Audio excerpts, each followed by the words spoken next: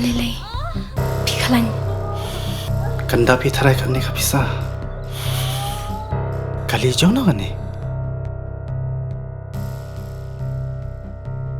Ba, ka hospital te kala ajngai nang ni. Binti aswa hang ni hadu nda de por kamu.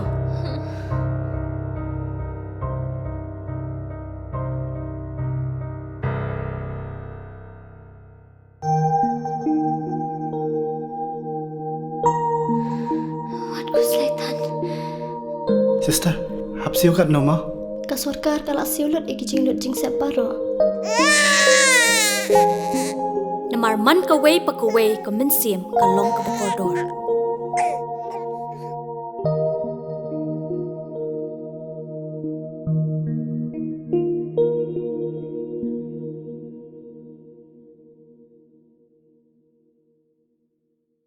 Menteri Rangba Kejala Ukonrat ke Sangma hak arpau pratrik uni ubenai dewan ucachnong Lumshyrmit is Jain Dehil District yobu umuyurim ne benta usarok wachongdor nyau pondru poin suphauli kulur wana Skhentalang Lumshyrmit NH 206 uwajrong khatphra poin rupausu kilometer deilang ke yingkieñ najrong gawa Myntdu yo penya bi cha usarok NH 6 hakong ong kawada kerchan da North East Special Infrastructure Development Scheme. Ukonrat hawa iye kelam do ongu ini wero dawai kebun kilat kiluti na ibenta ki bachong chnong gathany na do ki kam rem usuk wolai cha ki thau sumar ki thau pure we wopun ku gale ye kam tourism da khanau wada dep khut tender na ibenta ini we da jit le yo kontraktor da banjuru ye we em kam wanra ye ki kam penroi de wo penne pensa ye yong rim we wero ki kam wada pen kre Yoman gini benta iwa bahan ni benta kiwa chongchnong deilang karam au.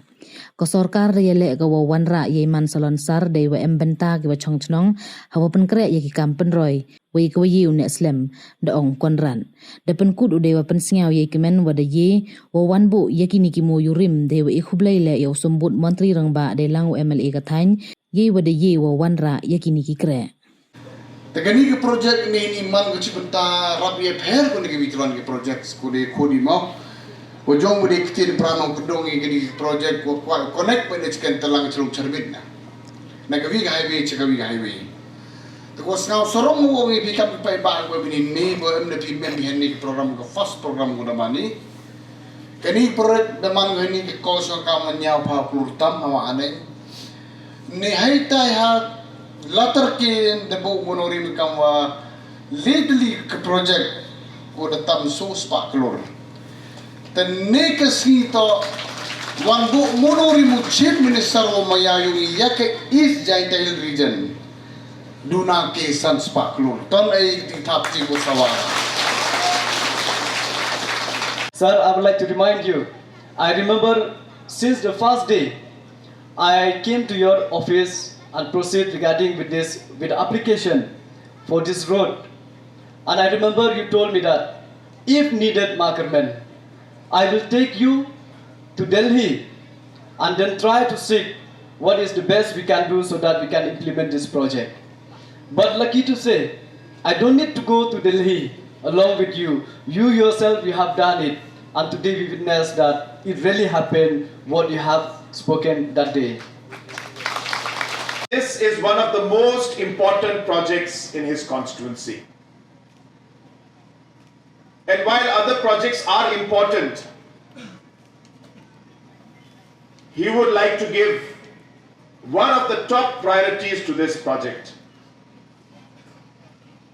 And however possible, through whichever scheme, he requested me time and again that please include this in some scheme or the other. And therefore I am very happy that today, through the NESID scheme, which is a scheme of the donor ministry, that's the Department of Northeast Region, Government of India, that we have been able to sanction 76 crores. The tender has been completed. The contractor is on board.